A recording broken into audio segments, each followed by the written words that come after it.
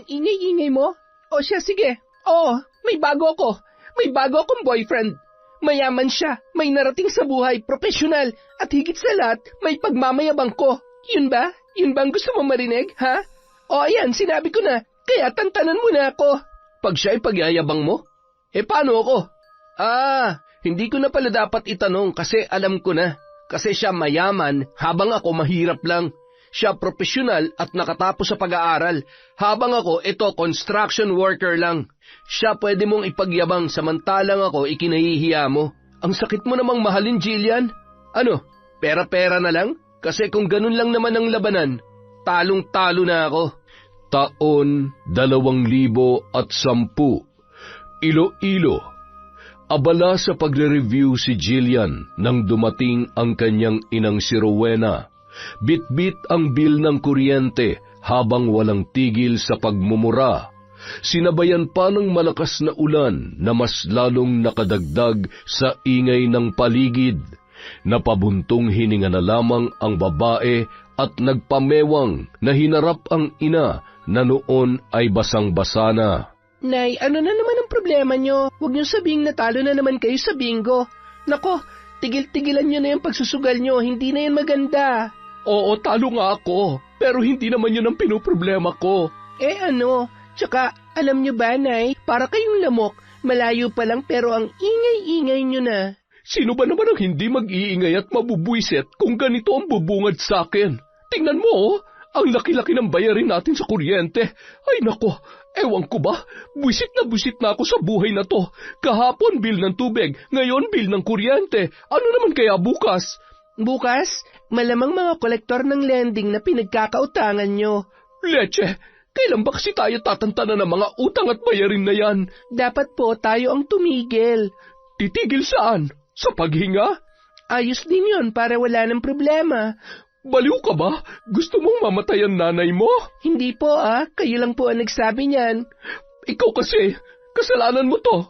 Anong kasalanan ko? Nananahimik nga lang ako dito At saka, magpasalamat ka may boyfriend akong sumusuporta sa pag-aaral ko. Kung wala si Joel, baka mas lalo ka mag-iingay dahil sa laki ng tuition ko. Hoy, Jillian, pinagmamalaki mo pa talaga yung boyfriend mong yon? Nako, kung ako sa'yo, maghanap ka na lang ng iba, yung mayaman para naman makaahon tayo sa kahirapan na to. O di kaya'y maghanap ka na lang na matandang afam para isang kiliti lang, patay agad. Tapos mapupunta na sa atin yung mga ari-arian niya. O di ba ang galing ko mag-isip? Hay nako, ikaw na lang kaya, Nay. Ikaw nakaisip niyan dinadamay niyo pa ako. At saka, oo, hindi mayaman si Joel pero at least natutulungan niya pa rin ako sa mga gastusin ko sa pag-aaral. Dapat nga magpasalamat tayo sa kanya Kasi kung hindi dahil sa kanya, wala kang anak na graduating na ngayon sa kolehiyo. Oo nga, nakakatulong siya sa pag-aaral mo pero hindi sapat yun. Ang piliin mo kasi yung totoong mayaman para naman makaranas din tayo ng marangyang buhay. Ewan ko sa inyo, Nay. Oh, bakit? Sa panahon ngayon, Jillian, dapat wais tayo. Ang hirap kasi sa inyo, nilalason kayo niyang pagmamahal niyo. Ay nako, mapapakain ba tayo ng pagmamahal na yan, ha? Oo na, sige Nanay. Hindi na ako makikipagtalo sa inyo, kaya please lang tumahimik na kayo. Kasi kailangan ko pa mag-review Ay, eto pala tuwalya. Magbihis na po kayo, baka lamigin pa kayo dyan Kung dalaga lang ako, baka matagal na akong nakabingwit ng kano. Kaso nga lang matanda na ako Wala nang pupulot sa akin kasi nga wala nang asim. Kaya eto, sa'yo ko umaasa. Tigilan niyo nga ako, Nay. Sige na, may exam pa kami mamaya. Bawal bang mangarap o maghangad ng magandang buhay? Matanda na ako, Jillian. At ayaw ko naman mamatay na hanggang labandera na lang. Hindi na umimik pa ang dalaga sa mga sinabi ng kanyang ina. Alam niya nung mga oras na yon, wala siyang laban sa kanyang nanay. Ang opinyon pa rin nito ang masusunod. Bata pa lamang si Jillian, bukang bibig na ng kanyang ina ang marangyang buhay, ang pag-aambisyon na makaahon sa kahirapan. Mula nung musmus pa lamang siya hanggang sa nagdalaga ay silang dalawa lamang ang magkasama sapagkat 5 taong gulang pa lamang siya nang iwan sila ng kanyang ama. Sumama yun sa kanyang kabit. Samantala, abala sa pagliligpit ng mga gamit sa panggagamot si Aling Berna nang dumating ang kanyang anak na si Joel. Bitbit nito ang plastik na naglalaman ng kung anong bagay. Napakunot ang noo ng matanda nang tingnan niya yon at napausisa pa dahil sa kuryosidad. Akala ko ba bukas ka pa uuwi? Nag-absent po ako ngayon, Nay. Kailangan ko kasing ibigay ito kay Jillian. Ano ba yan? Tsaka, teka nga, umupo ka nga muna rito. Bakit ba pawis na pawis ka? Huwag mong sabihing tumakbo ka lang dito pa uwi. Para pong ganun na nga, Nay. Pero hayaan nyo na. Ayos lang po ako. Tinitipid mo na naman ang sarili mo para lamang sa girlfriend mong yan. Bukod pa roon, hindi ba't pinagsabihan na kita na huwag mong ibigay ang lahat? Magtira ka naman sa sarili mo. At saka, hindi pa naman kayo mag-asawa. Paano na lang kung magbago pa ang isip niyang si Jillian? Abay, kawawa kapag nagkaganon, anak. Hindi po yan. Malaki po ang tiwala ako sa kanya. At higit sa lahat, mahal na mahal po ako nun. Kaya wag po kayong mag-alala. Ang akin lang naman, wag mong pababayaan ang sarili mo para lamang sa babaeng yon. Ayaw ko lang na masaktan ka. Alam ko naman po yun, Nay. Kaya wag po kayong mag-alala sa akin. Siguruhin mo lamang, anak. Ay, oo nga pala. Ano nga pala yung dala mo? Bagong sapatos po para kay Jillian. Bagong sapatos na naman. Nasan ba yung binili mo sa kanya nung nakaraang buwan? Nasira na raw po kasi, Nay. Kaya eto, binilhan ko na po siya ng bago.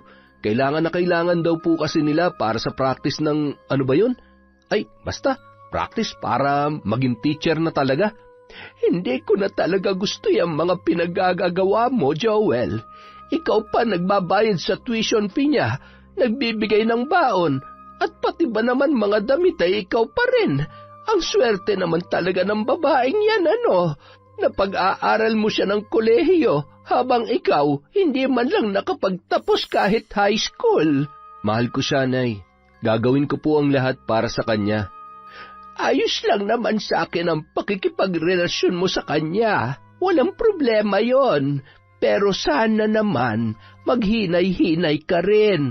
Opo, Nay. Siya nga pala. Alis po muna ako. Ibibigay ko lang po ito sa kanya. Hindi ka man lamang ba magbibihis? Hindi, Nanay. Saglit lang naman po ako. Iaabot ko lang to sa kanya. Sige na po, maiwan ko na po kayo. O siya, sige anak. Mag-iingat ka. Nagmamadaling sumakay si Joel ng tricycle habang bitbit pa rin sa kaliwang kamay ang plastik na naglalaman ng bagong sapatos.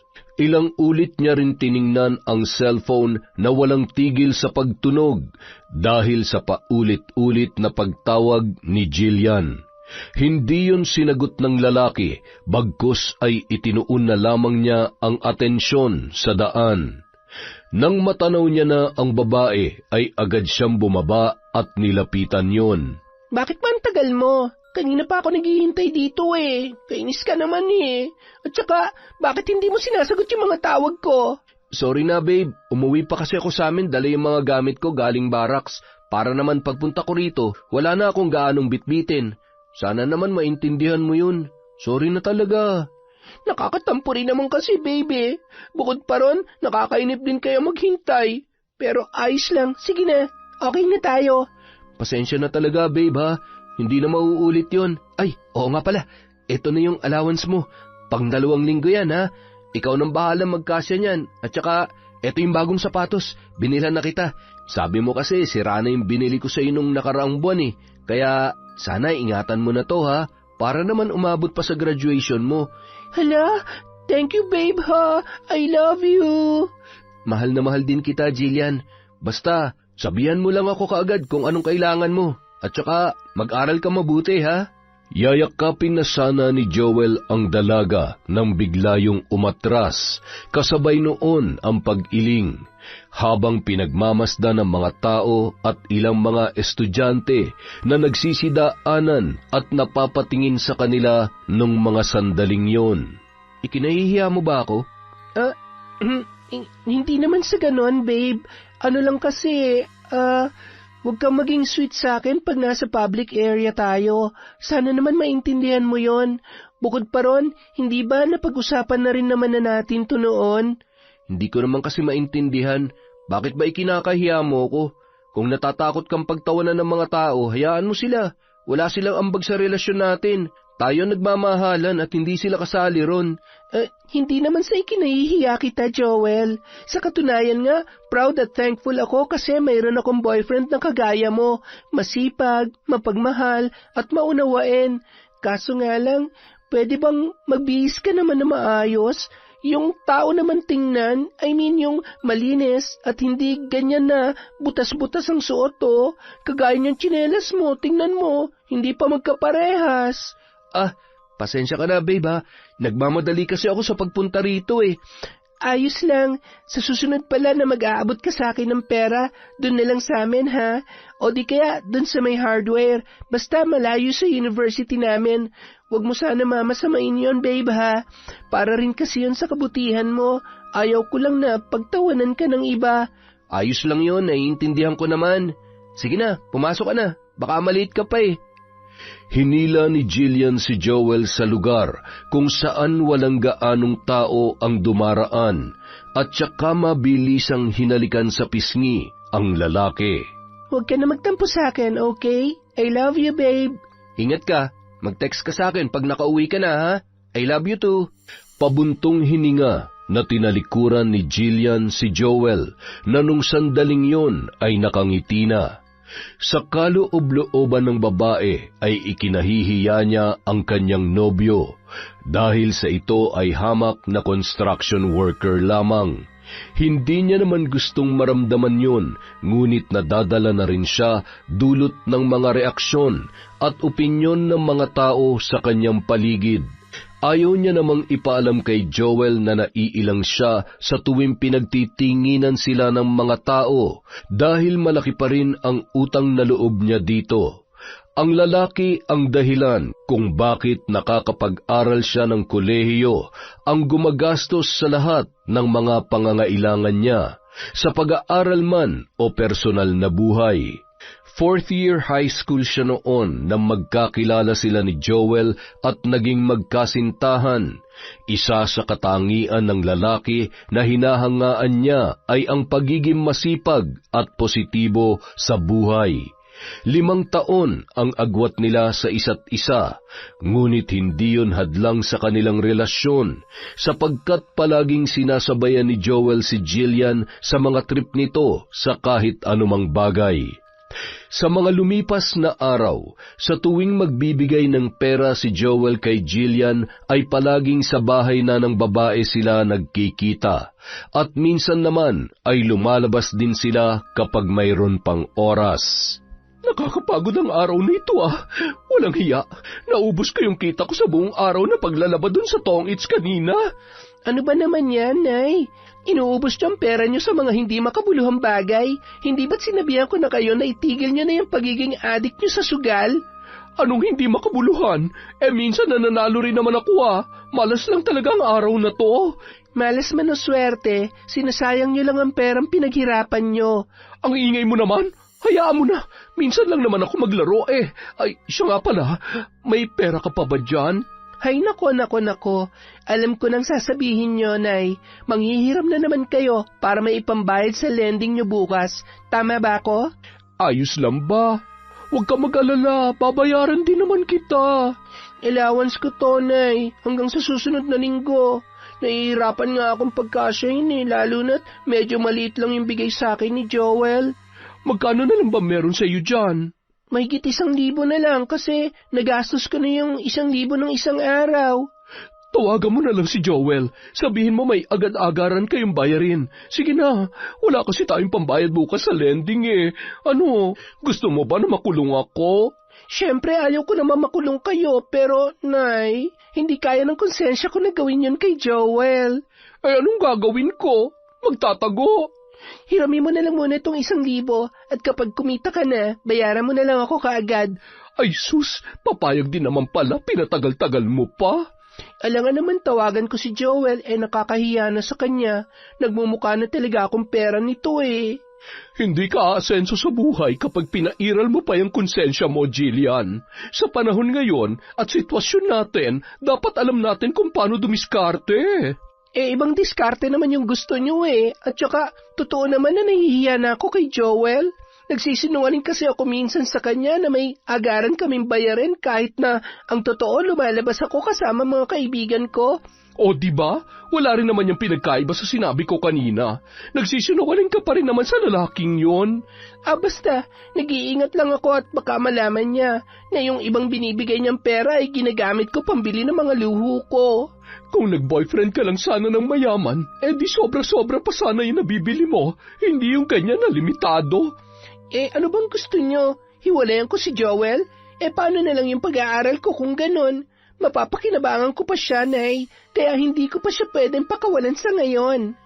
Marami pang sinabi ang ina ni Jillian, ngunit hindi niya na yon pinansin pa. Bagkus pumasok na lamang siya sa kwarto at nakipag-text kay Joel. Tuwing gabi lang sila nakakapag-usap sapagkat siya ay mayroong klase habang ang lalaki naman ay mayroong trabaho. Lingid sa kaalaman ni Jillian, tinitipid ni Joel ang kanyang sarili upang makapag-ipon at may maibigay sa kanya. Tuwing Lunes hanggang Sabado, nagtatrabaho ang lalaki bilang construction worker at tuwing Linggo naman ay buong araw itong naglalako ng taho upang kumita ng ekstrang pera. Mas inuuna nito ang kapakanan at kinabukasan ng babae kesa sa kanyang sarili. Isang araw. Hello, Nay. Napatawag ka. Buti vacant namin ngayon, kaya eto, nasagot kita. Pag-uwi mo, bumili ka ng gas, ha? Magagasera tayo ngayong gabi. Bakit? Ano nangyari? Huwag niyo sabihing naputulan tayo ng kuryente. Ano pa nga ba sa tingin mo? Oo na, sige na. Bibili na lang ako mamaya. Sige na muna, Nay. Patayin ko muna ang tawag, ha? Medyo masakit kasi ang tiyan ko, Kailangan ko lang mag-CR. Hindi na hinintay ni Jillian ang sagot ng kanyang ina. Bagkus ay binabaan niya na lang yon ng tawag at pagkatapos ay nagmamadaling tumakbo palabas, patungo sa CR ng kanilang eskwelahan. Sa kasamaang palad, dulot ng pagmamadali ay hindi niya napansin ang kanyang kasalubong at nabangga niya yon. Ay, visit naman. Sorry miss, hindi ko sinasadya. Sorry talaga. Naks kahit may edad na to, pogi pa rin. Miss? Okay ka lang? Opo, ayos lang po ako. Wala pong problema yon. Sigurado ka? Opo, sir. Mabuti naman. Siya nga pala, tanong ko lang. Bago lang kasi ako rito Alam mo ba kung saan ako pwedeng mag-inquire tungkol sa masteral o doctorate programs? Opo, sir. Diyan kayo dumiretso tapos kaliwa lang kayo. Doon yung registrar's office. Doon ka makakapagtanong ng mga requirements. Salamat Buti na lang ikaw ang nakasalubong ko. Ay, sus. Walang pong ano yan, sir. Tsaka, pasalamat ka, gwapo ka. Nako, bulera. Siya nga pala. Wag mo na akong tawaging sir. Marcus na lang, okay? Sige po, ako naman po si Jillian. Nice to meet you, Sir Marcus. Ay, Marcus pala. Nice to meet you too, Jillian. Anong year mo na? Ano po? Pasensya na po. Banyong-banyo na po ako fourth year na sa kursong education. O sige, bilisan mo na dyan at hihintayin na lang kita dito, ha? Bahala po kayo. Paglabas ng dalaga sa CR. Aba, talagang nandito pa rin kayo, ha? Siyempre naman.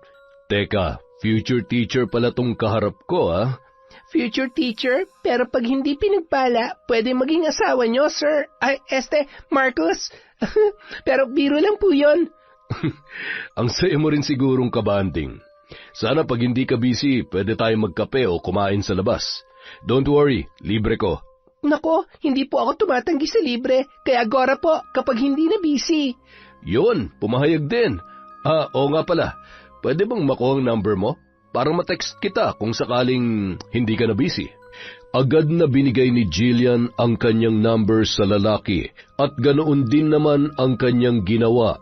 Hiningi niya rin ang number ni Marcus upang kung sakaling hindi na siya busy ay makakalabas siya kasama ang lalaki.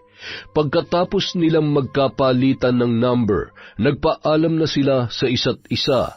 Ngunit si Jillian ay tila naiwang tulala habang inaamoy ang kanyang kamay kung saan ginamit niya yon sa pakikipagkamay kay Marcus. Naku, Jillian, kumekerengking ka pa talaga kahit may boyfriend ka na.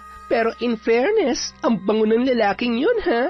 Tsaka, nagbibiro lang naman ako kanina, pero bakit sineryoso niya? Bahala na nga, at least makakalibre. Bukod pa ron, ang pogi niya. Nakakagigil. Pailing-iling na lamang na bumalik sa klase si Jillian habang walang tigil sa pag-amoy sa kanyang kamay na nanunuot pa rin ang bango.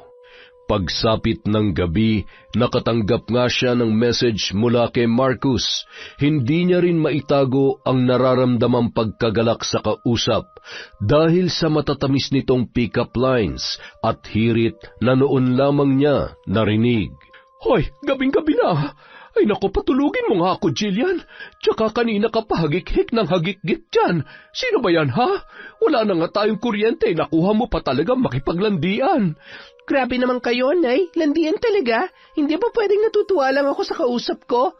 Hay nako, panigurado si Joel na naman yan. Akin na nga yung cellphone mo. Hindi na talaga ako natutuwa sa lalaking yan. Mabilis na hinablot ni Rowena ang cellphone ng kanyang anak.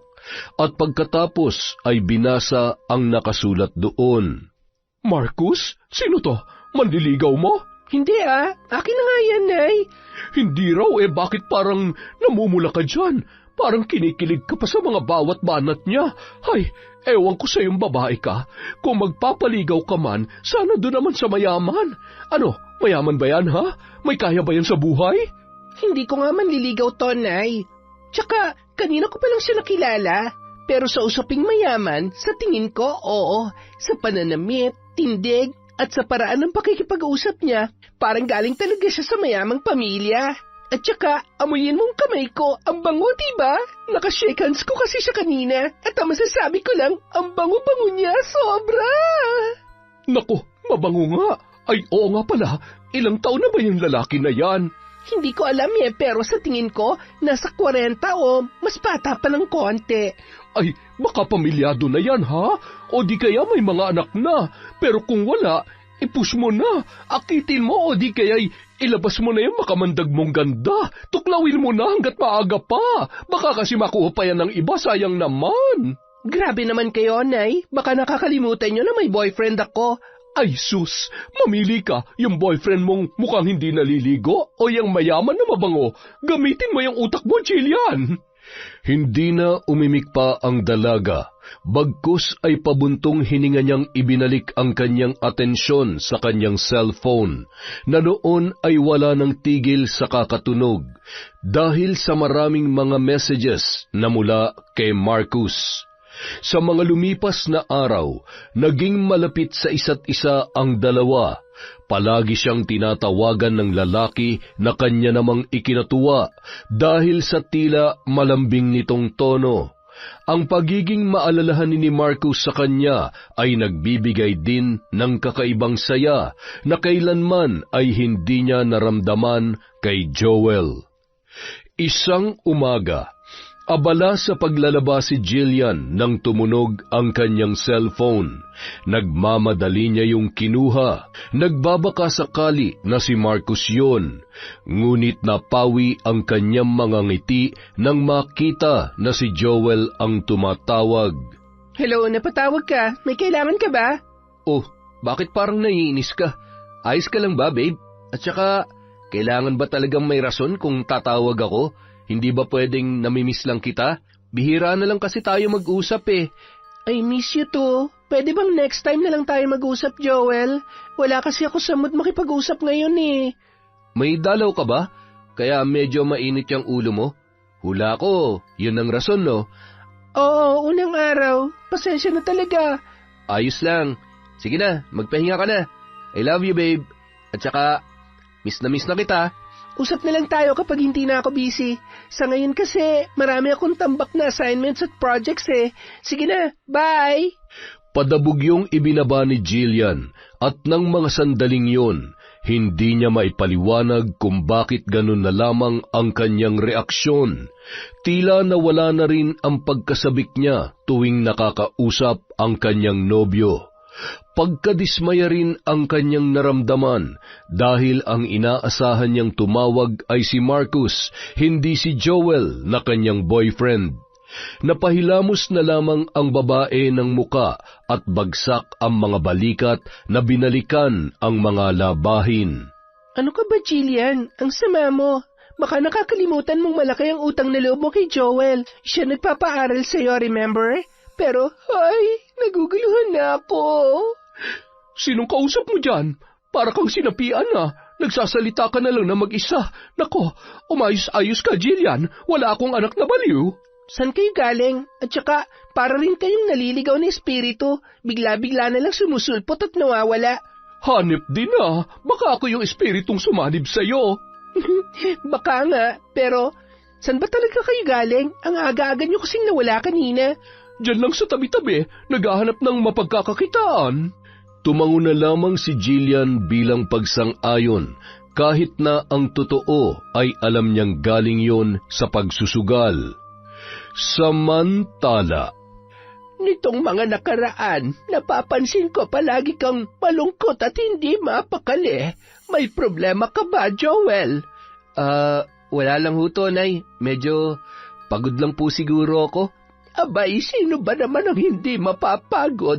Tingnan mo nga, Lunes hanggang Sabado nagtatrabaho ka bilang construction worker at tuwing Linggo naman ay nagtitinda ka ng taho. Kailangan pong kumita na eh. Alam niyo naman po yung rason, di ba? Ay, ewan ko sa yung bata ka. Kung ako lang ang masusunod, hindi na kita pagtatrabahuhin. Kaya naman kitang buhayin. Kahit papaano'y kumikita naman ako sa panggagamot ko. Hayaan niyo na po, malapit na rin graduate si Jillian. At kung makakapasa na siya sa board exam, doon ako titigil sa pagtatrabaho. Yun naman ho yung pinag-usapan namin eh. Siguraduhin niya kamo na magtatapos siya at makakahanap agad ng trabaho para naman masuklian niya yung mga sakripisyo mo sa kanya. Nitong mga nagdaang araw nga po, Nay, abala siya sa pagre-review eh. Sobrang busy niya po. Bihira ko na lamang siya makausap, pero naiintindihan ko naman na kailangan niyang unahin ang pag-aaral niya. Yun ang importante at proud na proud po ako sa kanya kasi nagsisipag siya na makatapos. Hindi niya lang ginagawa yun para sa sarili niya, kundi para sa aming dalawa, para sa hinaharap namin at para sa bubuuin naming pamilya. Siguraduhin mong pag-aaral talaga ang inaatupag ng babaeng yan. Ay nako, kung hindi, lagot siya sa akin. Huwag niyong sabihin na babarangin niyo siya, tulad nung ginawa niyo sa kabit ni tatay noon. Kung maglolo ko siya, abay bakit hindi? Matagal ko nang tinalikuran ng barang, pero kung kinakailangan, malamang ay balikan ko ang nakasanayan kong yon. Huwag niyo na pong gamitin yon, Nay. Masama po yun. Tsaka ano ba naman kayo? Hindi ako lolokohin ni Jillian. May tiwala ako sa kanya at ganun din siya sa akin. Mahal na mahal namin ang isa't isa. Kaya kung ako sa inyo, tigil-tigilan niyo ng pag-iisip ng negatibong bagay. Yang pagmamahal na yan, wala yan kapag nadala at natukso ang isang tao. Hindi na nakipagtalo pa si Joel sa kanyang ina. Bagkus ay itinuon na lamang niya ang atensyon sa pagbibilang ng mga baryang kinita sa maghapon na paglalako ng taho. May tiwala naman siya sa kanyang girlfriend, ngunit ng mga oras na yon, hindi niya maiwasang makaramdam ng pangamba at takot kung sakaling maglukuman at iwan siya ng babae. Aminado siya sa kanyang sarili na nalulungkot at nangungulila siya kay Jillian dahil sa bihira na lamang silang makapag-usap at kung sakali mang tumawag siya ay may pagkakataon pa na nauuwi lamang yon sa pag-aaway.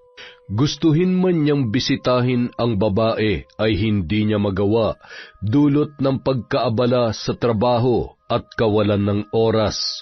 Nagkikita naman sila minsan, ngunit yun lamang ay para magabot ng pera para magamit nito sa kanyang pag-aaral. Isang araw, 7:00 na ng gabi natapos ang klase ni Jillian.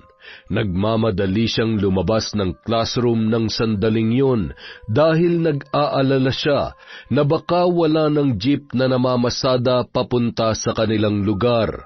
Nasa may pintuan pa lamang siya ng classroom ay napahinto ang dalaga dahil sa bulto ng lalaki na dahan-dahang lumalapit sa kanya habang nakangiti. Akin na yung mga gamit mo. Ako na magdadala. Marcus, anong ginagawa mo rito? Ano pa ba? Di sinusundo ka. Bawal ba? Hindi, ayos lang naman. I mean, nagulat lang talaga ako na makita ka rito. Simula ngayon, masanay ka na. Siya nga pala, ihatid kita sa inyo. Pero before that, kain muna tayo sa labas. Ayos lang ba sa iyon? Nako, nakakahiya naman sa'yo pero salamat talaga Marcos ha. Hulog ka talaga ng langit sa akin. Walang anuman yon. Tara na? Tara na, gutom na rin ako eh. Nagpatiuna ng naglakad si Jillian habang nakasunod naman sa kanyang likuran si Marcus. Bit-bit nito ang ilan sa mga gamit at bag ng dalaga. Nang makalabas ng eskwelahang yon ay agad na iginiya ng lalaki si Jillian papunta sa kanyang sasakyan. Oh, napahinto ka. May problema ba? Dali na, sakay na. Ano kasi? Ano yon? Bakit? Wala, never mind. Pagkasakay ni Jillian sa kotse ay hindi niya maiwasang mamangha dahil yon ang pinakaunang beses na nakasakay siya sa ganoon kaganda at kasosyal na kotse. Hindi naman niya maalis-alis ang paningin kay Marcus sapagkat ang maganda nitong ayos at forma ay tila hinihigop ang kanyang atensyon. Mas lalo pang nangibabaw ang kanyang pagkamangha nang dalhin siya ng lalaki sa isang mamahaling restaurant na kailanman ay hindi niya naranasan kay Joel. Dahil sa tuwing lumalabas siya kasama ang boyfriend, ay palaging sa tabi-tabi lang sila kumakain o sa mga mumurahin na karinderya. Kanina ka patahimik ka. May problema ba? Tsaka, hindi mo pa ginagalaw yung pagkain mo. Ayaw mo ba ng ganyan? May allergy ka ba? Pwede naman natin palitan. Sabihin mo lang. Wala. Sorry. Gusto ko naman ng mga pagkain. Hindi ko lang maiwasang ma-amaze. Kasi first time ko lang maranasan ng mga to eh. Ang makasakay sa mamahaling kotse, ang makapasok sa ganito kasosyal na restaurant, at higit sa lahat, ang makatikim ng ganito kasarap na mga pagkain. Pasensya na kung medyo ignoranteng pakinggan ha. Alam mo naman na mahirap lang kami. Si nanay, minsan labandera, minsan naman manicurista. Yun ang pinagkakakitaan niya na ikinabubuhay naming dalawa. At saka, ako, swerte na lang kasi may scholarship. Rumaraket din ako minsan para kumita ng pera at magamit ko kung sakaling may mga projects. Hindi itinago ni Jillian ang buhay nilang mag-ina kay Marcus. Sinabi niya ang lahat-lahat. Bukod lang sa boyfriend niya na nagpapaaral sa kanya. Nang mga sandaling yun, ayaw niyang ipaalam sa kaharap ang tungkol kay Joel dahil baka layuan siya nito at maaaring ikawala pa ng pagiging malapit nila sa isa't isa. Dahan-dahan namang hinawakan ni Marcus ang kanyang kamay at mahina yung pinisil-pisil. Yan ang reason kung bakit nagustuhan kita, Jillian. Ha? Anong ibig mong sabihin? Hindi ba halata? Gustong-gusto kita. Kahit sa sandaling panahon lang kita nakilala, pakiramdam ko, ayaw na kitang pakawalan pa. Imposible man na magustuhan mo ako dahil sa agwat ng edad natin, pero ito lang ang masasabi ko sa'yo. Gagawin kong lahat para lang masuklian mo yung pagtingin ko sa'yo. Liligawan mo ako? Oo, sana, kung papayag ka. Pwede bang magtanong muna? Sige lang. Ano ba yon? Wala ka bang asawa at mga anak? Wala akong anak. Hindi kasi kami nagkaanak nung asawa kong namatay 5 years ago. Ha?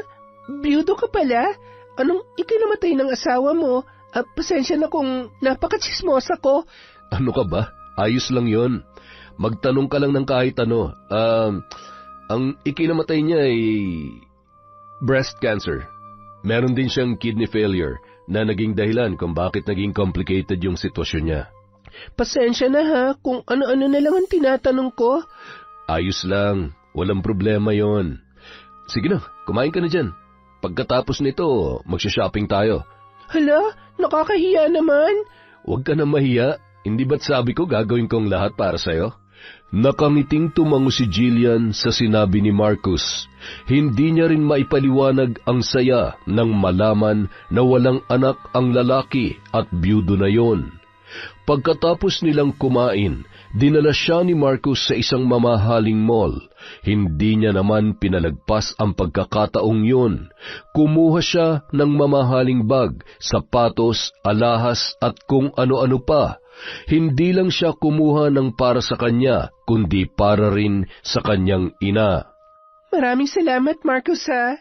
Saad pa ni Jillian habang tinatahak ang kalsada pauwi sa kanila.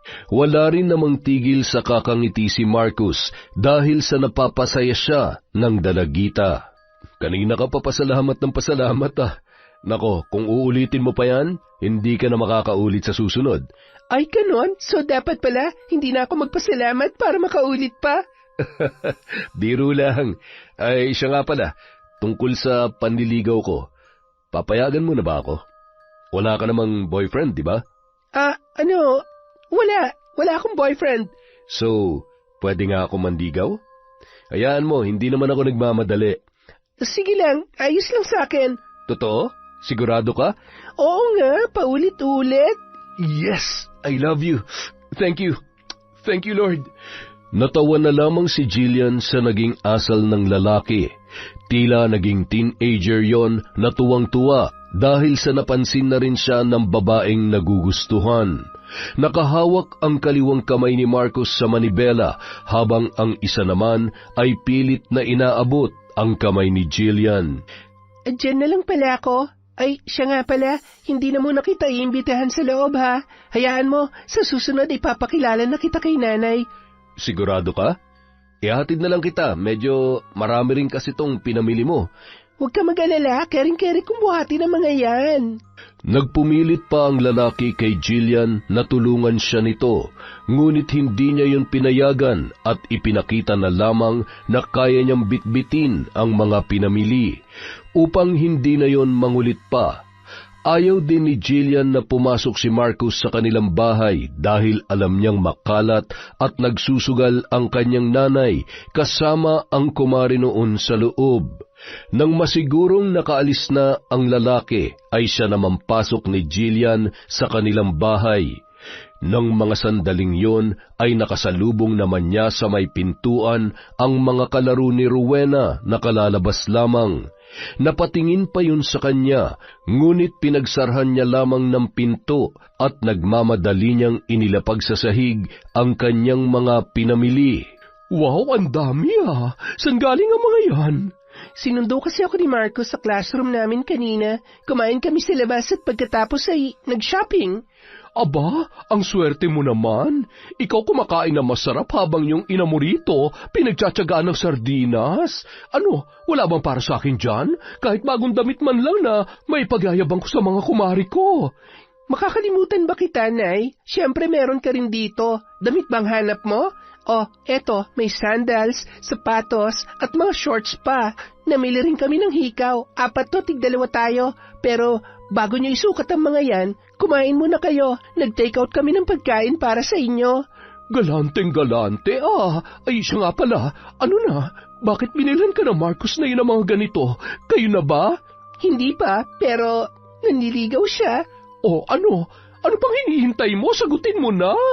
Ang bilis naman yata. Hindi ba pwedeng pag-isipan ko muna? Ano pang pag-iisipan? Eto na nga mga sagot, oh. Bukod pa ron, ito na. Ito na yung simula ng pagbabago ng buhay natin. Ayaw mo ba ng magandang buhay? Yung makakakain ka ng mga masasarap na pagkain araw-araw, yung mabibili mo lahat ng mga gusto mo, at higit sa lahat, makakagala ka kahit saan mo gusto. Kaya sige na, sagutin mo na yung Marcos na yon. Yun na nga, Nay, eh. Gusto ko naman ng ganon. Kaso nga lang, ano kasi eh. Paano si Joel? Hindi ko nga sinabi kay Marcus ang tungkol sa kanya eh. Nagsinungaling din ako na scholar ako at rumaraket ng kahit anong trabaho para masuportahan ang pag-aaral ko. Ewan ko ba? Hindi ko na alam. Naguguluhan na ako, Nay. Anong naguguluhan? Klarong-klaro na nga kung sino yung dapat mong piliin eh. Hiwalayan mo na kasi yung Joel na yon. Hindi naman kayo bagay nun. Sa katunayan nga, nagmumukha lang siyang kulangot kapag katabi mo eh. At saka wala siyang panama kay Marcus, no? Tigilan niyo na nga yung panlalait sa kanya. Kahit saan tingnan, nakakatulong naman si Joel sa akin kahit papano. Ang dami niya na rin nagastos para sa pag-aaral ko. Ano ka ba? Kusang loob naman niyang ginawa yon. Hindi mo naman hiningi sa kanya na pag-aralin kanya. At saka, kasalanan mo bang bida-bida siya sa buhay mo para lang magkatuluyan kayo? Kung gusto mo, bayaran mo na lang kapag mayaman ka na. Tutal mukhang tiba-tiba ka naman dyan sa magiging asawa mo eh. Asawa agad? Oo, dun din naman ang punta noon, di ba? Kaya wag mo nang patagalin at baka maagaw pa ng iba. At saka kapag si Marcus na napangasawa mo, hindi mo na kailangan mag-aral o magtrabaho kasi magbubuhay prinsesa ka na. Tapos kapag nangyari yon, syempre kasama ako. Alam nga naman, pababayaan mo ko, di ba? Kung nasan ka, dapat nandun din ako.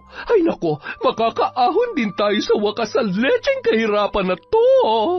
Napakamot na lamang ng ulo si Jillian at saka pailing-iling na hinarap ang ina na noon ay abala na sa pagsusukat sa mga damit na pinamili nila ni Marcus. Sa mga lumipas na araw, hatid sundo na siya ng lalaki. Palagi rin siya nitong dinadalaw sa bahay na ikinatuwa rin naman ng kanyang ina dahil sa mga pasalubong na dala ni Marcus. Sinagot niya na rin ito makalipas ang ilang linggo ng panliligaw. Hindi naman yon sinabi ni Jillian kay Joel hanggat maaari. Ayaw niya munang ipaalam ang balitang yon. Bukod sa nagbibigay pa rin yon ng pera, ay wala rin siyang lakas ng loob na aminin sa lalaki ang kanyang mga pinaggagawang kalokohan. Naghahanap pa ng tamang tiyempo ang babae upang ipagtapat kay Joel ang lahat at para mahiwalayan niya na yon. Isang araw. Oh, pormadong-pormado tayo ngayon ah. Saan ang lakad mo, Joel? Ano po kasi, Nay? Nahihiya ako? Anong nahihiya? Sabihin mo na kasi, saan ka ba pupunta? Fifth anniversary namin po ngayon ni Jillian. Plano ko sana na sorpresahin siya. Susunduin ko siya sa eskwelahan nila at kakain kami sa labas. Abay, akala ko naman ay may pupuntahan kang kasal sa pormahan mong yan. O siya, sige, mag-iingat ka ron. Sige po, Nay, alis na po ako. Paalam pa ni Joel sa ina, saka mabilis na lumabas at nagtawag ng tricycle. Habang nasa biyahe papuntang eskwelahan ni Jillian ay makailang ulit pa siyang naglagay ng pabango sa kanyang damit. Hanggat maaari ay gusto niyang maging presentable upang hindi na siya ikahiya ng kanyang kasintahan. Hindi niya rin maiwasan ang pagka-excited sapagkat matagal-tagal na rin mula noong sila ay huling magkita. Minsan kasi kapag dumadalaw siya sa bahay ni Jillian, palaging ang ina nitong si Rowena ang naaabutan niya. Palagi lang siyang tinatarayan ng babae at binibiro na may halong pangungutya at panlalait, na ipinagsasawalang bahala naman ang binata dahil ina pa rin yon ng kanyang pinakamamahal na girlfriend. Malapad ang ngiti ni Joel nang bumaba siya ng tricycle. Nagmamadaling naglakad sa may gate ng eskwelahan at matyagang hinintay ang kanyang kasintahan. Nakasuot siya ng sandaling yon ng checkered na long sleeve na pinarisan ng medyo kupas na pantalon. Nakasuksok naman sa bandang likuran ng kanyang bulsa ang isang rosas na pinitas niya pa sa bakuran ng kanilang kapitbahay. Sa ilang minutong paghihintay ay namataan ni Joel ang isang kulay blong kotse na noon ay kumikislap-kislap pa sa sobrang kinis. Nakaparada yon sa labas ng gate, ilang metro lang ang layo sa kanyang kinatatayuan. Ang ganda, ang yaman siguro na may-ari niyan. Sana balang araw, makabili rin ako ng ganyang kagarang sasakyan para naman hatid sundo ko na lang sa trabaho si Jillian. Ilang ulit niya pa yung pinagmasdan na tila bolang kristal sa kanyang paningin. Napabalik lamang siya sa ulirat nang bumusina ng 3 beses ang may-ari ng sasakyan. Itinuon na lamang ni Joel ang atensyon sa may gate kung saan labas-masok ang ilang mga estudyante. Agad naman siyang napangiti nang makita si Jillian na papalabas na. Kinuha niya sa bulsa ang bulaklak at nagmamadaling nilapitan ang kanyang kasintahan. Babe, I miss you! Surprise! Happy 5th anniversary! Sabi pa ni Joel, sabay bigay ng bulaklak kay Jillian. Ngunit biglang nanlaki ang mga mata ng babae, sakayon tumakbo papalayo sa kanya. Uy, babe! Jillian, ako to! Pwede ba bitawan mo ako? Sorry, hindi kita kilala. Mabilis na hinablot ng dalaga ang kanyang braso na noon ay hawak-hawak ni Joel. Nang makawala ang babae ay sakayon sumakay sa kulay blong sasakyan. Kinatukpa ni Joel ang sasakyan ng ilang ulit. Nagugulahan siya kung bakit ganoon na lamang ang reaksyon ng kanyang nobya. Jillian, babe! Kausapin mo ako! Sino siya, love? Bakit kanya sinusundan? At bakit kanya tinatawag na babe? Wala. Hindi ko siya kilala. At saka, baliw yata yan. Kahit sino-sino na lang nilalapitan yan. Ganun ba? Grabe naman pala. Oo nga pero hayaan mo na. Sinisira niya lang ang araw natin Tara na. Pagkatapos yung sabihin ni Jillian, pinaharurot na ni Marcus ang sasakyan. Hinabol pa yun ni Joel, ngunit nadapa lamang siya at muntikan pang masagasaan ng ilang mga sasakyan. Napahilamos ang lalaki sa kanyang muka at mangyak-ngyak na inaalala ang mga nangyari. Hindi siya makapaniwala na magpapanggap si Jillian na hindi siya nito kilala. Pinagpagan na lamang ni Joel ang sarili at nagmamadaling pumara ng jeep. Habang nasa biyahe, paulit-ulit naman niyang tinawagan si Jillian na noon ay nakapatay ang cellphone. Nang makarating siya sa bahay ng babae, ay nagmamadali siyang kumatok doon. Babe! Babe, nandiyan ka ba? Kausapin mo naman ako! Babe, parang awa mo na! Makailang beses niya pa yung kinatok at ilang minuto lamang ay iniluwa ng pintuan si Rowena na noon ay kagigising lamang. Ano ba, Joel? Tanghaling tapat na tutulog ang tao Storbo ka! Ano bang kailangan mo rito, ha?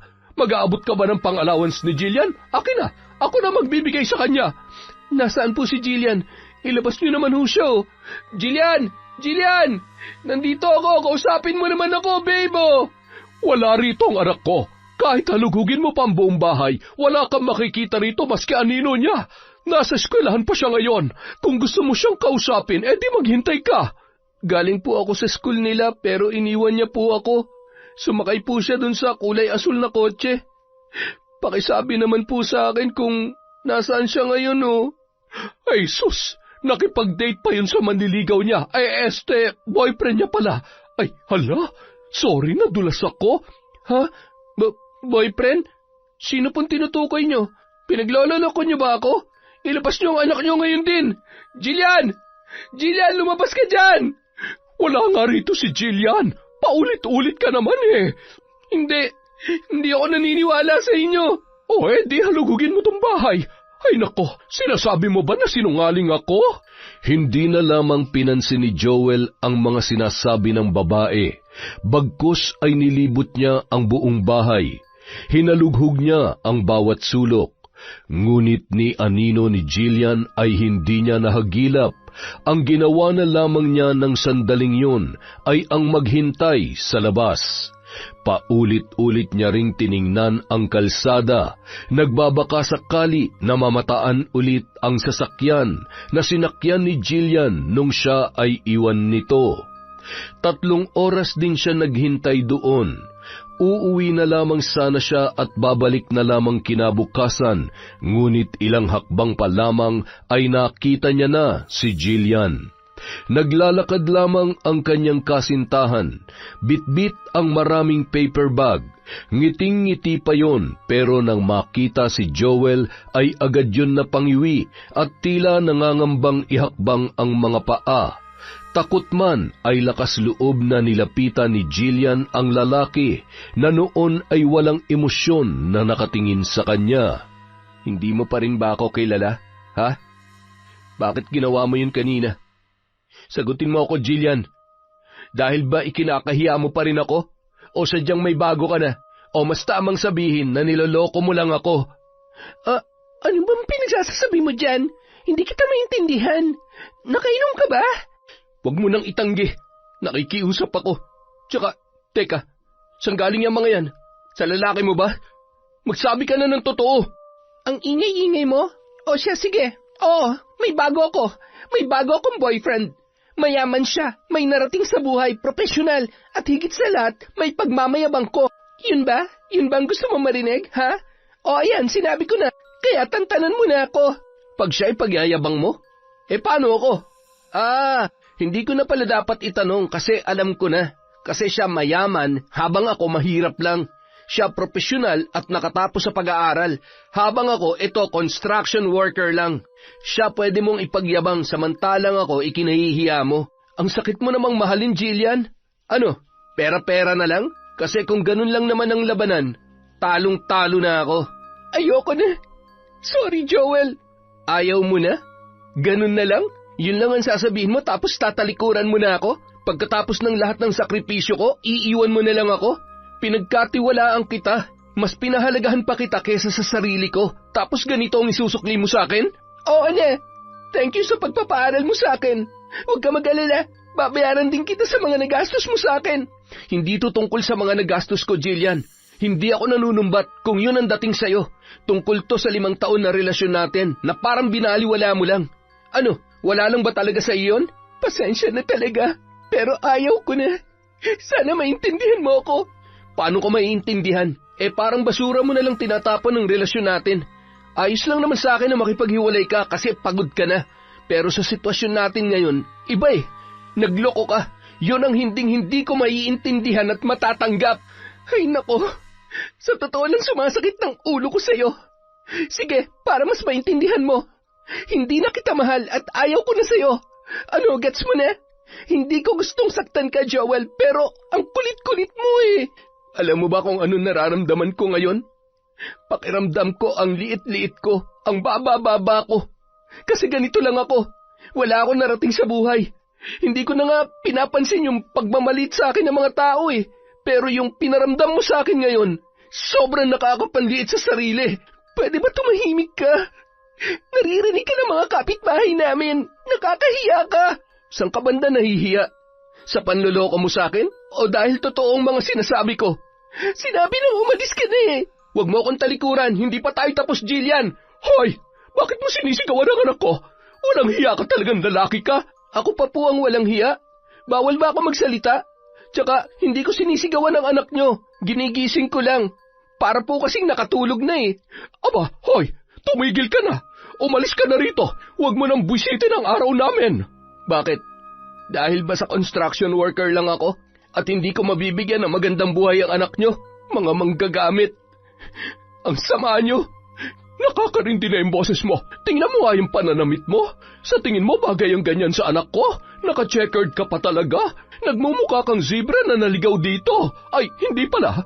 Kalabaw dapat kasi ang itim-itim mo. Hindi kayo bagay ng anak ko. Kaya buti pa umalis ka na rito. Yung mga nagastos mo sa kanya, kayang-kaya niyang bayaran yon. Pagkatapos yun sabihin ni Rowena, ay mabilis niyang hinablot ang kanyang anak, na nung mga sandaling yon ay parang wala na sa sarili. Iniwan nila si Joel na tila batang inagawan ng laruan dahil sa walang tigil nitong pag-iyak. habang tinatawag ng paulit-ulit ang pangalan ni Jillian. Ilang oras din siya sa labas ng bahay ng mag-ina, nagbabaka sakali na pagbubuksan siyang muli. Ngunit kahit anong pagmamakaawa niya ay hindi na siya hinarap ni Jillian, kung kaya't nagpunta na lamang siya sa mga kaibigan niya doon at nakipag-inuman. Kinagabihan, bumalik siya sa bahay ni na Jillian. Pasuray-suray na ang kanyang paglalakad dahil sa kalasingan. Nagwala siya sa labas habang nagmamakaawa na pagbuksan ng pintuan. Parendino, kanina pa yan lalaking yan ah. Ang ingay-ingay. Dispatchahin na kaya natin? Wag pre, may record na nga tayo sa barangay. Dadagdagan mo pa? Ano, gusto mo bang makulong? Turuan lang natin ng leksyon para tumahimik. Aba, kala ko totodasin na natin eh. Pero maganda yan, total lasing naman. Medyo makati-kati pa naman tong kamao ko. Halika na, pre. Mabilis na nilapitan ng dalawang tambay si Joel, na noon ay nagsusuka na dahil sa dami ng alak na nainom. Jillian, parawa mo na! Kausapin mo ako, babe! Pakiusap naman! Hoy, kanina ka pa! Ang ingay-ingay mo! Ano ngayon?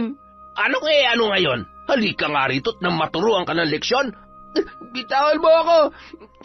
Mawawalang ya! Buisit! Sabing bitawan niyo ako eh! Aba, matapang to ah. Pero tingnan na lang natin kung uubra ka sa amin. Hinila ng dalawang tambay si Joel sa isang madilim na bakanteng lote at doon ay pinagtulungan siyang bugbugin ng mga yon. Ang mas malala pa, nasaksak siya sa tagiliran na naging dahilan ng kanyang panghihina. Pagkatapos gawin yon sa kanya, ay humahalakhak pa siyang iniwan ng dalawang lalaki na halatang nakainom din. Mabilis na tinawagan ni Joel ang kanyang ina at umiiyak na ibinalita ang mga nangyari. Nay, tulungan niyo ako. Nasaan ka ngayon? Anong nangyari sa'yo? Tsaka, bakit hindi ka pa umuuwi? Nandito po ako sa bakanteng lote, papasok sa lugar nila Jillian. Nay, tulungan niyo ako. Parang awa niyo na po. Ang sakit-sakit na po kasi. Ano ang masakit? Teka, magtatawag lang ako ng tricycle. Huwag kang umalis dyan, pupuntahan kita. Umiiyak na ibinaba ni Joel ang tawag saka humiga sa lupa. Sa ilang minuto niyang paghihintay sa ina ay biglang bumuhos ang malakas na ulan na naging dahilan ng mas kaawa-awang sitwasyon ng binata. Nang dumating ang kanyang nanay ay mabilis siya nitong isinakay sa tricycle. Wala na ring malay si Joel nung mga sandaling yon dahil sa magkahalong kalasingan at panghihina, dulot ng panggugulpi sa kanya ng dalawang tambay. Kinabukasan, 10:00 na ng umaga nang magising si Joel. Pagmulat niya ng kanyang mga mata ay hindi niya maiwasan ang tila pag-ikot ng paligid dahil sa nararamdaman na pagkahilo. Napatingin naman siya sa kaliwang bahagi ng higaan kung saan naroon ang kanyang ina, na tahimik na nagdadasal habang nakahawak ang kaliwang kamay sa kanyang noo. Ano po nangyari, Nay? Tsaka, bakit po may sugat ako? Bakit nga ba nagkaroon ka niyan? Buti na lang nagamot kita agad. Kung hindi ay, baka nagka-impeksyon na yan. Wala po akong maalala, Nay eh. Kasi lasing na lasing ka. Oo nga pala, bakit ka ba naglasing? Ano nangyari sa lakad mo kahapon? Akala ko ba magkikita kayo ni Jillian? Nagulat na lamang ang matanda dahil sa biglang pag-iyak ng kanyang anak nang mabanggit nito ang pangalang Jillian. Tapatin mo nga ako. Niloko ka ba ng babaeng yon? Kaya ganyan na lang kung ngumawa ka sa harapan ko. Nay, ayaw na po sa akin ni Jillian. Ipinagpalit niya ako sa mayamang lalaki. Ang sakit po. Ang sakit-sakit. Sobra. Ay sinasabi ko na nga ba? Nay, pagod na po ako. Ayaw ko na po. Gusto ko na mamatay, Nay. Ano ka ba? Anong mamatay?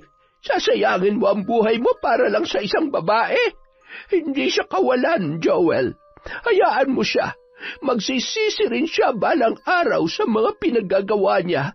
Nilang mag-ina. Ano? Akala mo ba hindi ko alam na minamaliit ka ng nanay niya, nilalait o kinukutya? Kaya ko naman pong tiisin ang pangungutya sa akin ni Aling Rowena, Nay, eh. Ang hindi ko lang po kayang tiisin ay yung mawala sa akin si Jillian. Kailangan ko siya, Nay. Hindi ko kaya mabuhay nang wala siya. Nako, tigil-tigilan mo ako, Joel. Hindi tangke ng oxygen niyang si Jillian na kung wala siya hindi ka makakahinga. Ngayon, ang dapat mong gawin ay magpahinga at magpalakas. Nay, saan po kayo pupunta? Huhukayin ko ang kaalaman na ikinubli ko sa mahabang panahon. Ano pong ibig niyo sabihin, Nay?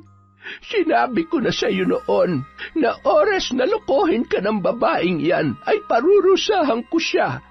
At ngayon ang panahon na yon, hindi lang siya makakatikim ng paghihiganti ko, kundi pati na rin ang ina niyang matulis ang dila. Nay, huwag niyo pong gawin yan. Naguguluhan lang po si Jillian. Mapapakiusapan ko po siya na bumalik sa akin.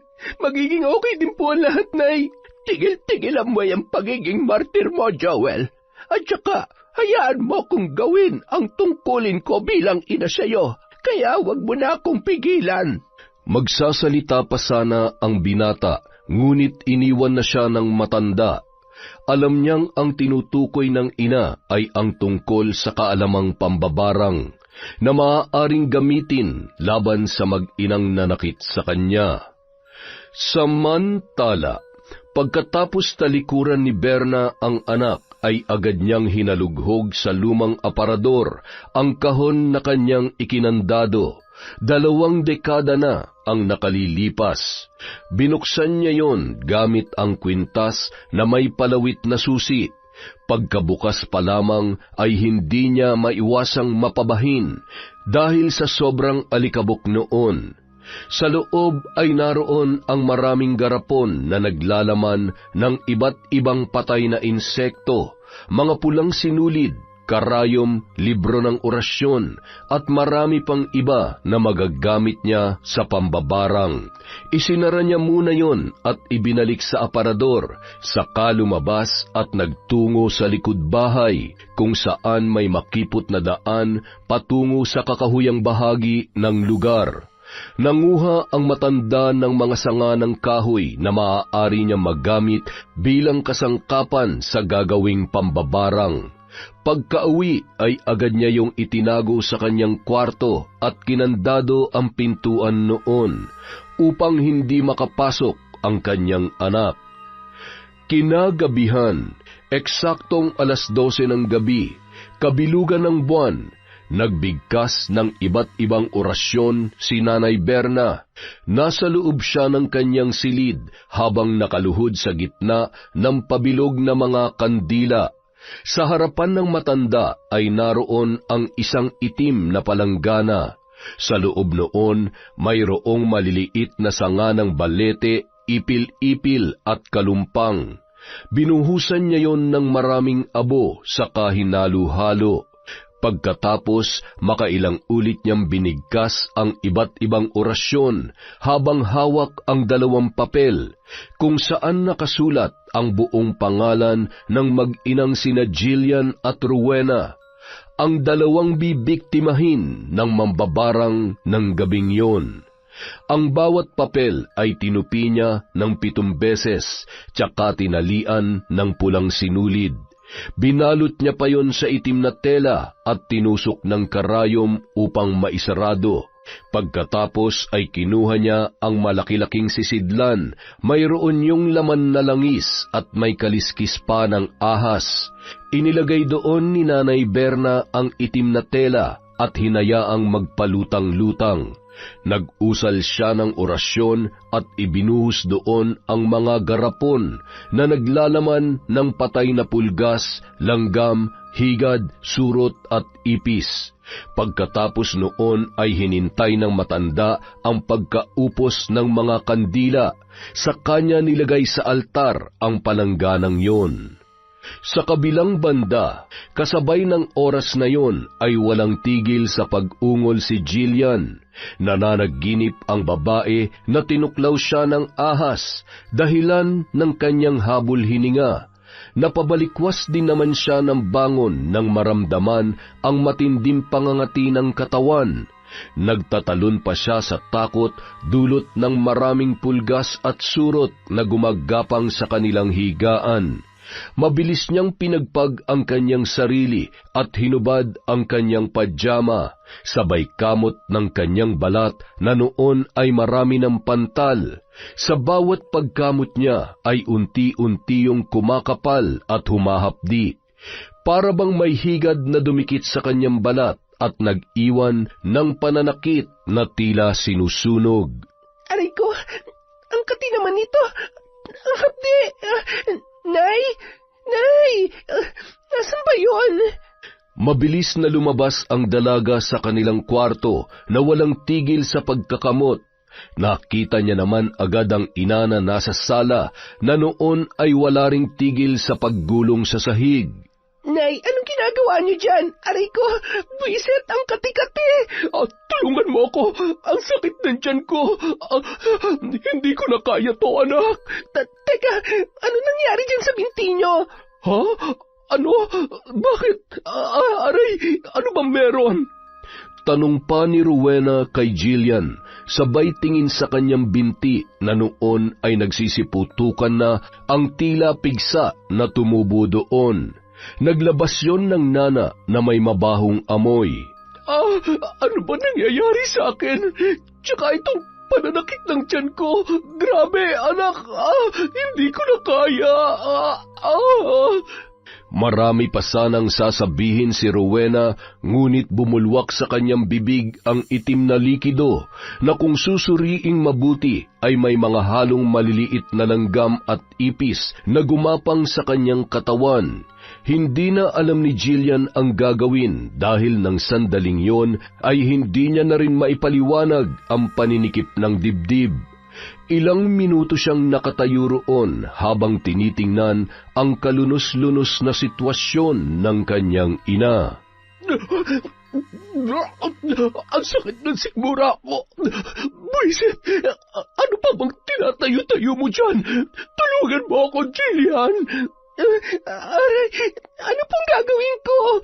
Tumawag ka ng ambulansya o di kaya tawagan mo si Marcus. Humingi ka ng tulong. Basta, ikaw na ang bahala. Bilisan mo. 3:00 pa lang po na madaling araw. Makakaistorbo po tayo. Napahilamos na lamang ng muka ang dalaga habang tinitingnan ang inang namimilipit sa sakit na noon ay pumuputok na ang labi. Nagmamadali siyang pumasok sa kwarto at hinalughog ang kanyang mga gamit. Nang makita niya ang kanyang cellphone, ay agad niyang tinawagan si Marcus. Ilang ulit niya pa yung tinawagan dahil sa hindi yun sumasagot. Jillian, napatawag ka. Sorry kung matagal kong nasagot. May problema ba? Hello, Marcus. Pasensya na talaga sa istorbo ha, pero pwede mo ba kaming puntahan ni nanay ngayon dito sa bahay? Kailangan namin ng tulong mo. Ngayon na? Teka lang. O siya, sige, papunta na ako. Please, bilisan mo. Pagkatapos yun sabihin ni Jillian, agad na bumulwak sa kanyang bibig ang itim at mapait na likido. Sumirit din sa kanyang ilong ang tila nana na may halong mga surot. Dahil sa takot, mabilis siyang lumabas at nagpagulong-gulong din sa sahig katulad ng kanyang ina. Ilang minuto ang lumipas ay nakarating na rin si Marcus sa bahay ni Rowena. Kasama ng lalaki ang kanyang driver na noon ay inaantok pa dahil sa maagang paggising sa kanya ng kanyang amo. Nagulat pa ang dalawang lalaki nang makita ang sitwasyon ni Rowena at Jillian na nung mga sandaling yon ay parang mga lantang gulay na tanging mata na lamang ang naigagalaw. Mas lalo pang nagulat si Marcus nang makita ang kanyang kasintahan na walang suot na kahit anumang saplot sa katawan.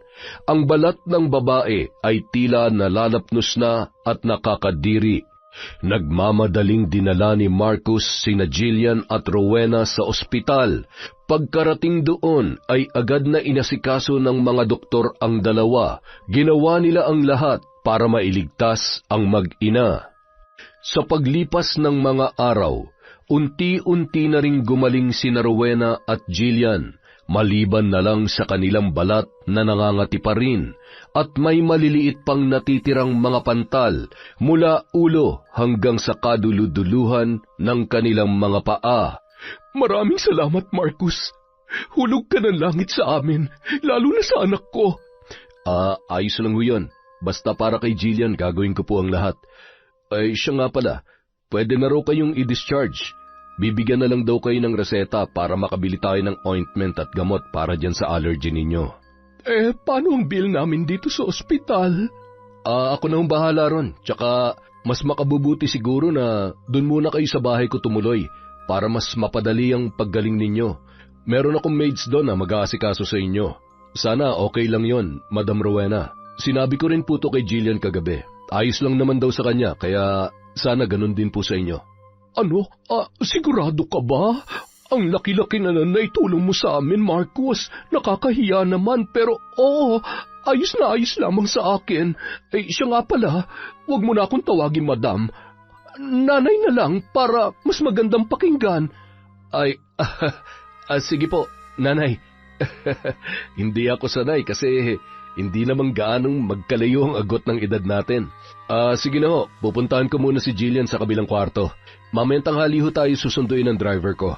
Matapos yun sabihin ni Marcus, agad na siyang lumabas doon at pinuntahan si Jillian, na noon ay abala sa pagkamot sa balat na tinutubuan ng butlig. Nakausap ko na ang nanay mo. Ayos lang daw sa kanya na doon muna kayo tumira sa bahay. Mabuti naman. Siya nga pala. Thank you so much, love, ha? Tatanawin kong malaking utang na loob tong ipinapakita mong kabutihan sa amin ni nanay. I love you. Ay, sus, wala yun. Basta para sa'yo. I love you more, Jillian. O siya, tigil-tigilan mo na yung pagkamot mo. Baka mas lalo pang lumalayan. Tiniis na lamang ni Jillian ang pangangati upang hindi na mag-alala pa ang lalaki. Pagdating ng tanghali, sinundo na sila ng driver ni Marcus at hinatid na sa bahay. Welcome ho sa bahay ko. Huwag kayo mahihiya, ha? Ituring niyo tong sarili niyong bahay. Feel at home. Aba, ang laki-laki naman ng mansyon mo, Marcus.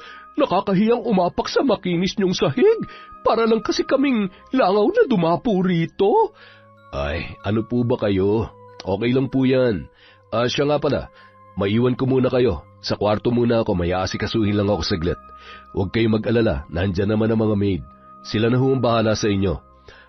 Love, sa kwarto muna ako, ha? Sige lang, love. Salamat, ha? Nang iwan sila ng lalaki, ay agad na siniko ni Rowena si Jillian, na nung mga sandaling yon ay abala sa pagtingin-tingin sa buong mansyon. Bakit, Nay? Kita mo na? Ang laki, di ba? Buti talaga nakabingwit ka ng lalaking katulad ni Marcus. Kung wala siya, baka pinagpesta na ulit tayo ngayon ng mga surot sa bahay na hindi ko alam kung saan ang galing. Hindi kasi kayo marunong maglinis, kaya ayun, pinamugaran na tayo ng mga surot at pulgas. Wow, ha? Ako pa talagang pinagsabihan mo niyan? Hindi ba't ikaw ang anak? Ang ingay nyo naman, Nay. Kaya pumutok yung labi nyo Dahil napakataratitat nyo. Totoo naman, ha? Ay, ewan ko sa inyo. Kung si Joel ang pinili mo, tsak patay na tayo ngayon. O di kaya mabubulok na tayo sa ospital dahil walang pambayad sa bill. Tumahimik na nga lang kayo, Nay. Baka marinig pa kayo ni Marcus. Oo na, eto na nga. Sa bahay ni Marcus muna tumira ang mag-ina. Maganda ang kanilang pananatili roon, ngunit sa mga lumipas na araw ay unti-unti namang lumala ang butlig nila sa katawan. Halos makaubos na rin sila ng 2 bote ng gamot, pero tila hindi yun umeepekto. Isang araw. Tao po! Tao po! Ay, Sir Marcos, magandang umaga po. Buti may lumabas na rin. Ito na po pala yung mga gulay na inangkat ninyo. Oh, Manong Arturo, kanina pa po ba kayo dyan? Pasok muna kayo. Kukunin ko lang yung bayad. Pasensya na po talaga kung natagalan, ha? May emergency kasi sa loob eh. Sa katunayan po, hindi na namin alam ang gagawin namin. Maaari ko hubang malaman ang nangyari, sir? Baka sakaling may maitulong ako. Ano ho kasi, yung girlfriend ko tsaka yung nanay niya, nagsusuka ng itim na likido at ang mas malala pa, may halong buhay na ipis. Ay, ewan ko ba, gumaling na sila sa ospital pero bumalik na naman. Abay, hindi po normal yan, sir. Pwede ko po ba silang makita at masuri? Ay, sige po, hali po kayo. Tayo na dun sa loob. Agad na sinama ni Marcos ang matanda na nagngangalang Arturo sa kanilang kusina.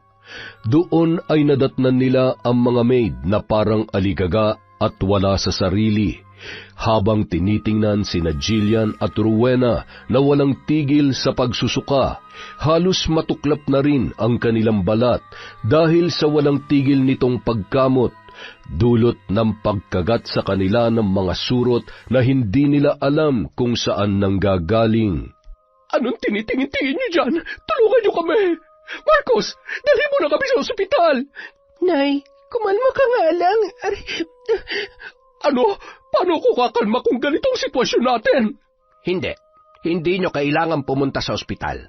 Base sa nakikita ko, hindi yan magagamot ng mga doktor. Ano? Hoy, matanda! Sino ka ba para magsabi ng ganyan, ha?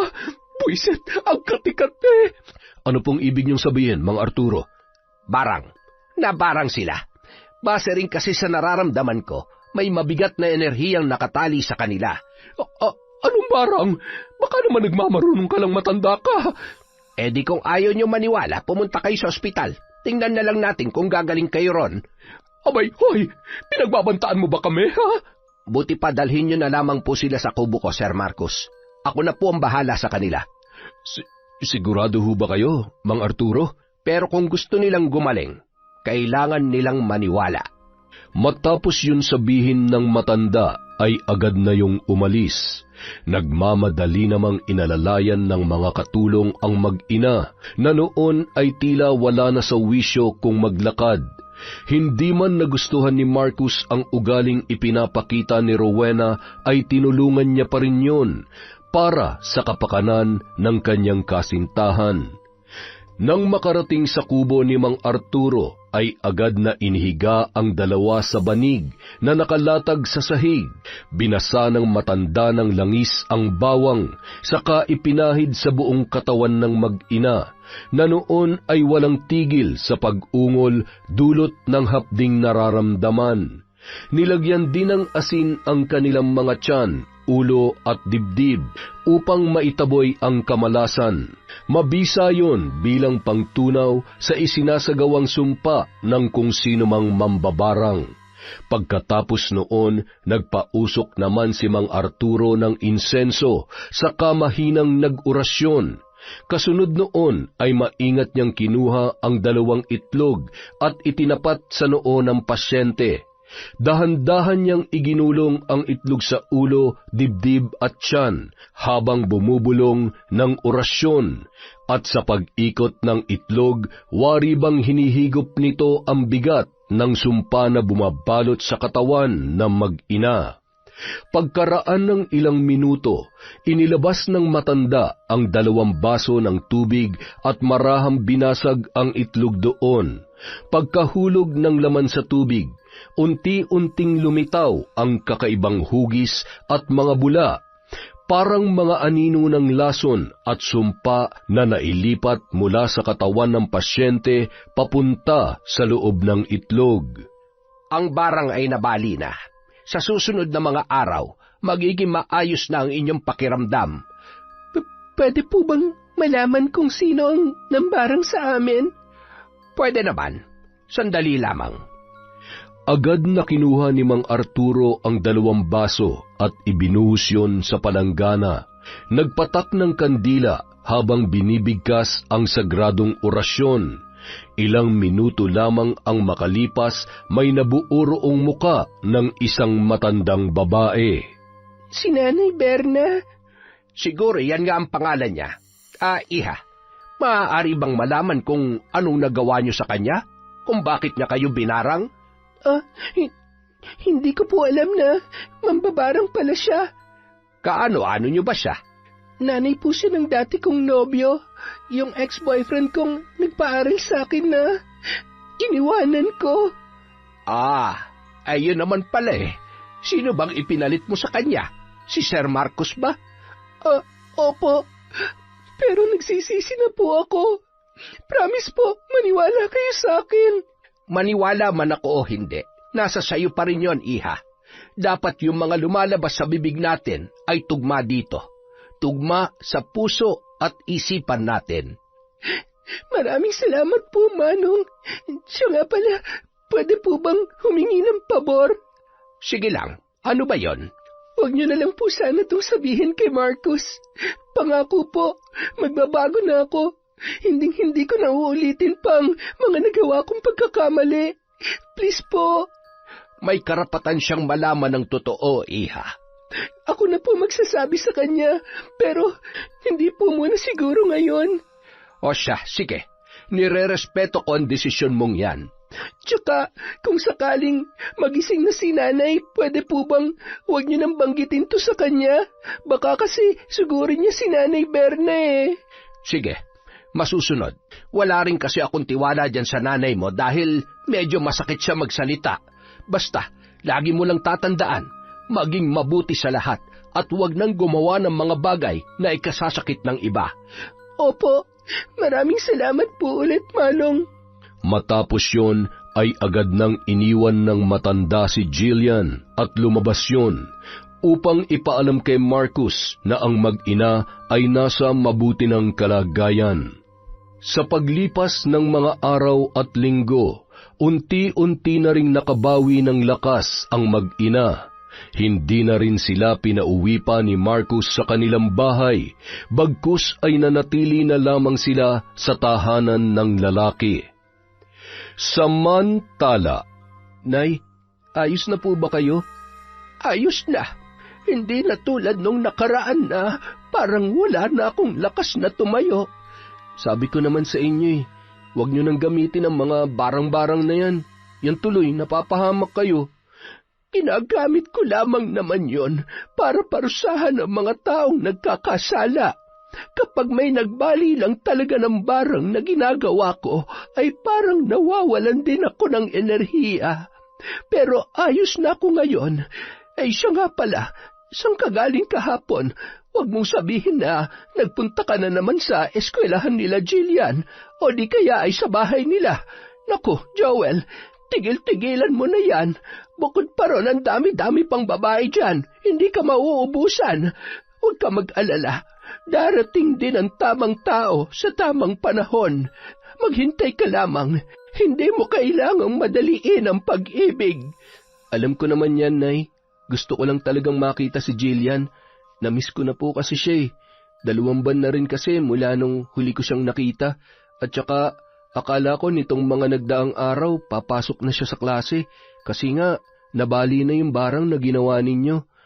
Hayaan mo na siya, Joel. Basta, sa ngayon, ang masasabi ko lamang ay nasa mabuti na silang kalagayan. Bakit hindi pa rin po siya pumapasok sa klase? Sa mahigit 1 buwan niyang absent, ay maaaring hindi na siya makabawi pa. Bagsak na po siya? Ganoon na nga. Kasalanan ko yun, Nay. Ako po ang sumira sa pangarap niya. Huwag mo nga sisihin ang sarili mo. Kasalanan nila yon. Kung hinayaan lang natin sila, di sana makakamarcha na siya sa graduation nila sa susunod na buwan. Makakabalik naman siya sa susunod na taon. At saka, hindi ba't nagsama na sila nung mayamang lalaki na ipinalit niya sa'yo? Yun din ang sinabi ng mga kaibigan niya sa akin, Nay, nung minsan na nagpunta ako sa eskwelahan nila. Di makampante ka na. Hindi naman siguro siya pababayaan noon. Kaya huwag ka nang makonsensya pa, anak. Napabuntong hininga na lamang si Joel sa mga sinabi sa kanya ni Nanay Berna. Sa mga lumipas na araw, pinilit niya na lamang kalimutan ang lahat at magsimula ng bagong buhay kasama ang kanyang ina. Lumipat din sila ng tirahan at doon ay namuhay ng payapa. Pinalitan niya rin ang kanyang numero upang wala nang makakontak pa sa kanya. Si Jillian naman ay namuhay din ng tahimik kasama si Marcus. Itinago niya pa rin ang sikreto tungkol sa kanyang nakaraan, sa dating nobyo na kanyang niloko. Gustuhin niya mang humingi ng tawad kay Joel, ngunit hindi niya na nagawa dahil ayaw niya nang guluhin pa ang lalaki. Ipinagdasal na lamang niya na gumanda ang kinabukasan noon at sana ay mapatawad siya sa kanyang kasalanan na nagawa. Yon! Napakasakit talaga ng pag-ibig, oo naman. Kaya ako single na lang talaga eh. Oy, shout out! Teka lang, simulan natin kay April Alfonso. Hi kay Cat Burglar Cutie, kay Scarlett Sky Maniego. Shout out po kay Maribeth Cernias, kay Glenda Ambagan, kay Mary Jane San Juan, kay Ernesto Arugante. Shout out kay Vicky Yabut. Hello po kay Eduardo Diamante from Negros. Hello sir. Hi din po kay Melinda Mari, kay Alma Naong, kay Jobel Ocfemia. Hi kay Jana May Creo, kay Emro Strong OFW. Shout out kay Rosalyn Percoma, kay Freddy Hagolino, kay Cheese Ega Hagolino from Rosemary Ifundal. Hi po kay Hilda Yumul, kay Jonah Lopez, kay Jelana Amanda. Shout out din po kay Hayashi Megan, kay Connie Formentera. Hi kay Rubilin Ude, kay Beth Mercado, kay Christy Gaitan. Shout out kay Analia Valiega, kay Celestina Sigua, kay Josie Aniban, Chris Alcantara, kay Rizan Ryle. Hi kay Robert Crimen, kay Feber Anyada, kay Red Gaspar, kay Pinky Ko. Shout out po kay Lea Tan, kay Finky Rusi 14, kay Baga Foro Nene. Shout out kay Susana Liobrera, kay Manisan Mamot Mapadtaya, Milrose Galvez, kay Nanette Carson, kay Toka Life World Reposter. Hi kay Nena Diones, kay Celia Tolentino, kay Valerie Joy Nadal. Shout out kay Lori V, Shauma TV, Margie Banosong. Hi kay John Chris, kay Ashley Domingo, kay Crystal Albania, kay Jing Estrada, Vilma Bautista, kay Sean, Samuel at Sebastian from Chon Chamcheb. Maraming salamat po. Para po nga po pala sa hindi natin nabanggit, marami pa po tayong shout out. Maraming salamat again from Kwentong Enteng.